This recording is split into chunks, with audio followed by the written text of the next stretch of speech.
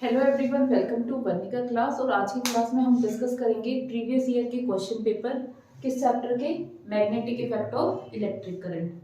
सबसे पहले मैं ये बता दूं, जो हमारा ये चैप्टर है कम से कम कितने नंबर का आता है? कम से कम 3 नंबर का आता है, ज्यादा से ज्यादा 6 नंबर का आता है। कम से कम 3 और ज्यादा से ज्यादा 6 नंबर का आता है। इसमें 4 टॉपिक को हटा दिया गया है। पहला क्या है? Electromagnetic induction. दूसरा फ्लेमिंग राइट हैंड रूल। तीसरा AC generator.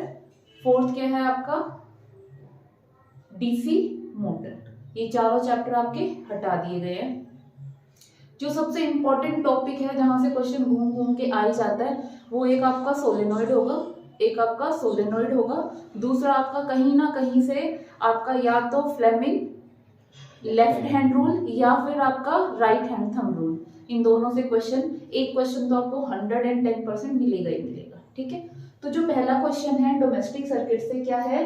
In a domestic electric circuit the wiring with 15 ampere current rating is for electric device. ये 1 नंबर का क्वेश्चन था। ठीक है, पहले मैं इसको एक्सप्लेन कर दूं। इसके बारे में हमने कल भी पढ़ा था कि हमारे घर में कितने टाइप के सर्किट होते हैं? 2 टाइप के। पहला क्या होता है? Light circuit. क्या होते हैं? Light circuit. दूसरे होते हैं पावर सर्किट। दूसरे कौन से होते हैं बच्चा? Power circuit. जो लाइट सर्किट होते हैं ना, वो किस लिए यूज होते हैं?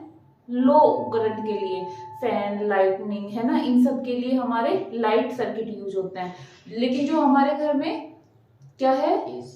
एसी हो गया, मोटर हो गया, ओवन हो गया, गीजर हो गया, ये हमारे ज्यादा करंट से चलने वाले डिवाइसेज होते हैं। तो इनको क्या बोलते हैं हम? पावर सर्किट बोलते हैं। तो क्वेश्चन में क्या कहता है? In a domestic electric circuit जो वायरिंग हो रखी है ना, कितने एम्पियर की? 15 एम्पियर की। वो इलेक्ट्रिक डिवाइस कौन सी के लिए यूज होते हैं? 5 एम्पियर वाले लाइट सर्किट, जो हमारे नॉर्मल जो है, फैन है, इलेक्ट्रिसिटी है, इन सब के लिए क्या 5 एम्पियर वाले यूज होंगे। और 15 एम्पियर वाले जो हाई रेटिंग पावर के लिए है। ठीक है ना, तो इसका आंसर क्या हो जाएगा? हायर पावर रेटिंग, जैसे हमारा ओवन हो गया, गीजर हो गया, रोड हो गई, ठीक है ना, इन सब में यूज होगा। क्लियर है? आपका जो सेकंड क्वेश्चन है वो क्या है? जो हमने कल पढ़ा था, राइट हैंड थंब रूल। क्या पढ़ा था हमने? क्या कहते हैं right hand thumb rule? Right hand है ना, ये क्या है? Thumb rule. थंब क्या कहते हैं बेटा? करंट की डायरेक्शन देता है। और हमारी ये फिंगर की कर्व क्या करती है? मैग्नेटिक फील्ड की डायरेक्शन देती है। तो आपका 1 नंबर का क्वेश्चन आया हुआ था। आपके पास एक वायर ये दे दी, इसमें करंट की डायरेक्शन क्या है? यू है, ए बी। दूसरी वायर क्या है आपकी? C D. यहां पे बिल्कुल मिडल में आपके पास क्या है? एक पॉइंट है पी। आपको इस पी पॉइंट पे क्या बताना है? नेट मैग्नेटिक फील्ड बताना है। क्या बताना है बच्चा? नेट मैग्नेटिक फील्ड बताना है। ठीक है, अब आप ये कैसे करोगे? सबसे पहले तो आपको ये क्लियर होना चाहिए। यहाँ पे कुछ बच्चे कंफ्यूज होते हैं कि फ्लेमिंग लेफ्ट हैंड रूल लगाना है या राइट हैंड थंब रूल लगाना है। मैं आपको क्लियर कर दूं, फ्लेमिंग लेफ्ट हैंड रूल आप कब लगाओगे बच्चा? जब आपको करंट की डायरेक्शन दे रखी हो या मैग्नेटिक फील्ड की डायरेक्शन दे रखी हो। फिर आप किसकी डायरेक्शन निकालो? मैग्नेटिक फोर्स की डायरेक्शन निकालो। 3 चीजों के लिए आप वो यूज करोगे। लेकिन सिंपली अगर आपको करंट की डायरेक्शन दे रखी हो तो आप क्या यूज करोगे? Right hand thumb rule use करोगे। ठीक है, तो हम देखते हैं पहले इस वायर के लिए। देखिए इसमें क्या है? आपका करंट यू जा रहा है, आपका करंट यू जा रहा है, मैंने रखा। तो इसके लिए क्या होगा? ये पॉइंट इनवर्ड आया। क्या आया? इनवर्ड आया। ठीक है, इनवर्ड आया मतलब ऐसे आया। अब इस वायर में भी करंट जा रहा है, मैं यहाँ पे अपना थंब रखूंगी तो पी पॉइंट पे क्या आ रहा है? आउटवर्ड आ रहा है। ठीक है, अब करंट सेम जा रहा है लेकिन डायरेक्शन क्या है? अपोजिट है।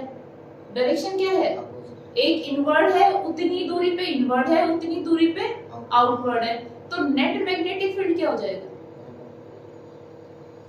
नेट मैग्नेटिक फील्ड क्या हो जाएगा? 0 हो जाएगा। क्या हो जाएगा? 0 हो जाएगा।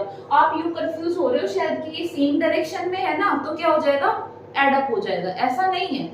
आपने देखा ना, इसके लिए तो क्या है? ये इसके लिए तो P में क्या आ रहा है, इनवर्ड आ रहा है, लेकिन यहाँ पे जब मैंने थंब रखा तो आउटवर्ड आ रहा है। ये क्वेश्चन में क्लियर है कि P कहाँ पे सिचुएटेड है, बीच में, बिल्कुल मिडल में। अगर यहाँ से भी 10 सेंटीमीटर है तो यहाँ से भी क्या है वो 10 सेंटीमीटर है, ठीक है। तो यहाँ पे आपका नेट मैग्नेटिक फील्ड क्या हो जाएगा बच्चा, नेट मैग्नेटिक फील्ड क्या हो जाएगा, 0। ध्यान देना ये। और अगर इसी में क्या कर दे, इसकी डायरेक्शन क्या कर दे, अपोजिट कर दे। जनरली बच्चे गलती क्या करेंगे इसमें कि जब अपोजिट होंगे ना, करंट की डायरेक्शन अपोजिट होगी तो नेट मैग्नेटिक फील्ड क्या रख के आएंगे, 0। और जब सेम डायरेक्शन में होंगे तब क्या करके आएंगे, एड अप करके आएंगे। क्या करके आएंगे, एड अप करके दुगना लिख के आ जाएंगे मैग्नेटिक फील्ड। ऐसा नहीं करना है। फिर से देखो, सेम डायरेक्शन में अगर वायर में करंट जा रहा है और कोई पॉइंट उसके बीच में रखा हुआ है तो आप क्या करोगे, नेट मैग्नेटिक फील्ड कितना आएगा, 0 आएगा, अगर वो मिडल में है तो, ठीक है। अगर अपोजिट डायरेक्शन में करंट जा रहा है, दो पैरेलल वायर में अपोजिट डायरेक्शन में करंट जा रहा है तो नेट मैग्नेटिक फील्ड कितना होगा बेटा, दोनों का ऐड हो जाएगा, मतलब डबल। क्या हो जाएगा आपका, डबल मैग्नेटिक फील्ड हो जाएगा। क्लियर है इतना? Thank you for